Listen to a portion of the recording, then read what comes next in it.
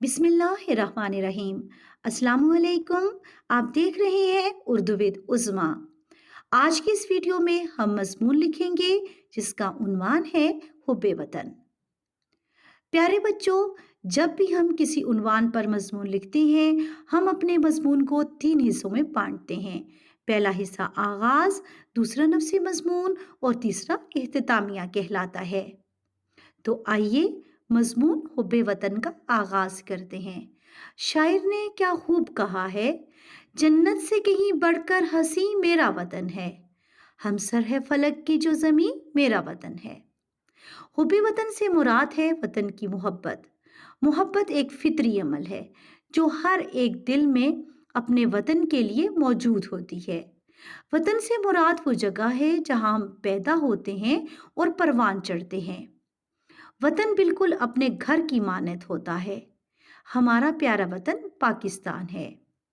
बच्चों, मजमून का आगाज लिखने के बाद हम नफ्सी मजमून की तरफ बढ़ेंगे। जैसा कि आप जानते हैं, नफ्सी मजमून में हम उन्वान से मुतालिक अपनी मालूमात लिखते हैं। नफ्सी मजमून का आगाज करते हैं, हमारा प्यारा वतन पाकिस्तान है। ये वतन हमें बेशुमार कुर्बानियों के बाद हासिल हुआ।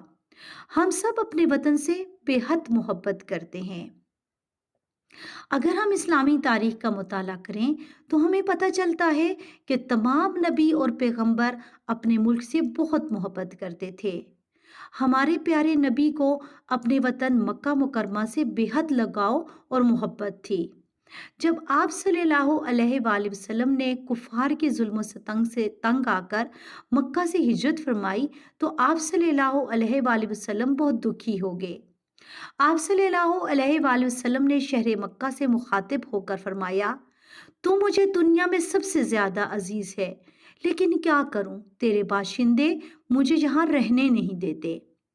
हजरत मोहम्मद सल्लल्लाहु अलैहि वसल्लम ने फरमाया, हुब्बुल वतनी मिनल ईमान, जिसका तर्जुमा है वतन से मोहब्बत ईमान की निशानी है। वतन से मोहब्बत का सबसे पहला तकाजा ये है कि हम अपने वतन के मुफादात को अपने ज़ाती मुफादात पर तरजीह दें। बतौर पाकिस्तानी हमारे फ़राइज़ हैं कि हम अपने वतन का दिफा करें, और अगर हमारे वतन पर कोई भी मुश्किल घड़ी आए तो हम सब अपनी जान हथेली पर रखकर दुश्मन के दांत खट्टे करेंगे। इसकी एक रोशन मिसाल 1965 की जंग में देखने को मिली कि जब वतन की मोहब्बत से सरशार पाकिस्तानियों ने दुश्मन का डटकर मुकाबला किया और इसके छक्के छुड़ा दिए। हम सब का फर्ज है कि हम सब मिलकर वतन के दिफा की कोशिश करें और वतन के दिफा के लिए किसी भी कुर्बानी से दरेग न करें।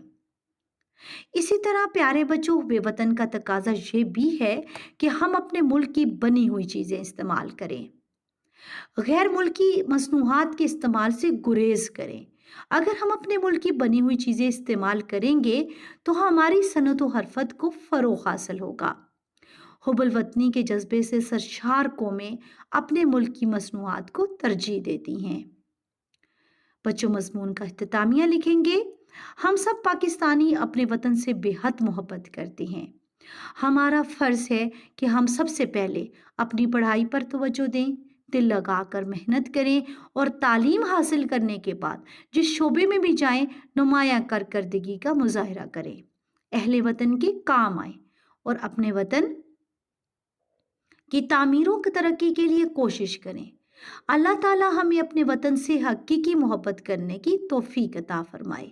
आमीन।